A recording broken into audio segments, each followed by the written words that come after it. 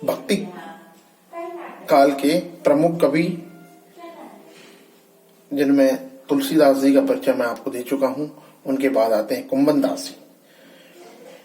सन 1492 ईस्वी में इन्होंने आचार्य वल्लभ से दीक्षा ग्रहण की थी।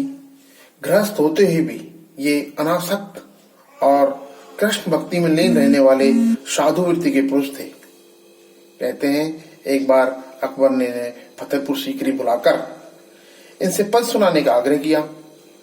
तब इन्होंने अनासक्त भाव से यह पद सुनाया। भक्तन को कहा सीकरी सो काम, आवत जात पनहिया टूटी, बिसर गयो हरि नाम। भक्तन को कहा सीकरी ते काम। ऐसे थे कुंभन दास जी। फिर परमानंद दास, इनका जन्म सन 1493 ईस्वी में निश्चित माना जाता है। बचपन से ही काव्य रचना और संगीत में उनकी गति थी। इन्होंने गृहस्थ आश्रम में प्रवेश नहीं किया और न धनार्जन के लिए कोई व्यवसाय ही किया। इनकी रचनाओं में परमानंद सागर, परमानंद के पद और वल्लभ संप्रदाय, कीर्तन पद संग्रह तथा दान लीला, ध्रुव चरित्र आदि ग्रंथ प्रसिद्ध हैं। कुछ पद पर्वों और अवतारों से संबंधित है। कृष्णदास, इनका जन्म गुजरात के चिलोत्रा गांव में सन 1496 ईस्वी में हुआ था। बचपन में ही ये घर बार छोड़कर ब्रज में आ गए थे, जहां अपनी बुद्धि और भक्ति के कारण ये श्रीनाथ जी के मंदिर के अधिकारी पद पर नियुक्त हुए थे।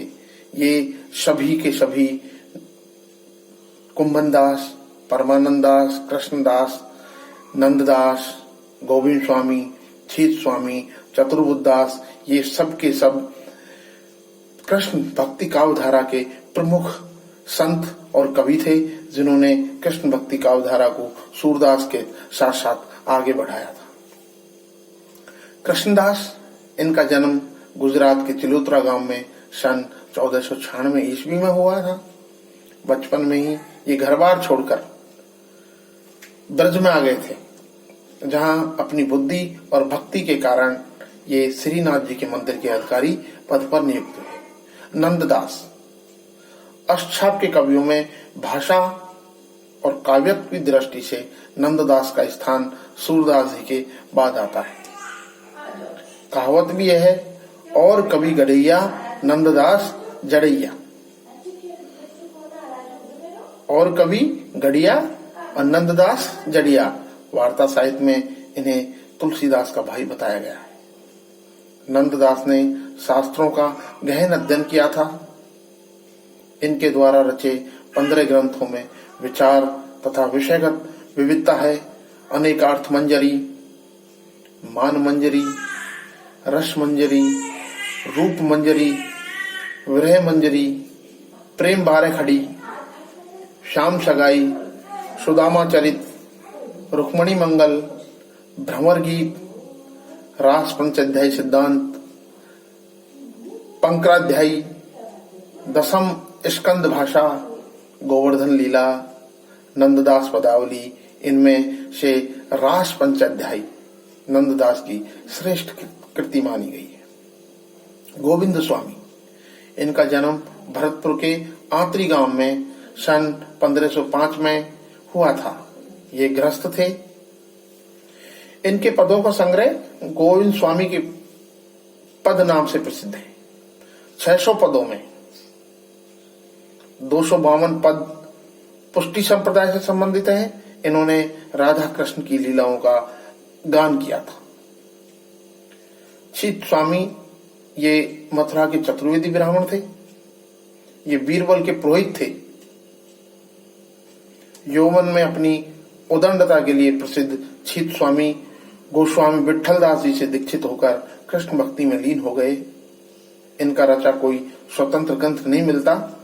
इनके फुटकर पद 200 के लगभग हैं, जो पदावली में संकलित है।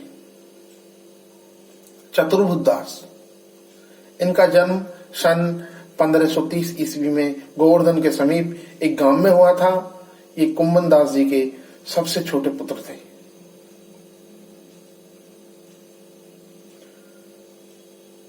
इनके पदों को चतुर्भुज, कीर्तन संग्रह, कीर्तनावली, दान लीला शीर्षक से प्रकाशित किया गया है। हित हरिवंश राधा वल्लभ संप्रदाय के प्रवर्तक गोस्वामी हित हरिवंश थे, जिन्होंने वृंदावन में सन 1534 ईस्वी में इस संप्रदाय का प्रारंभ किया।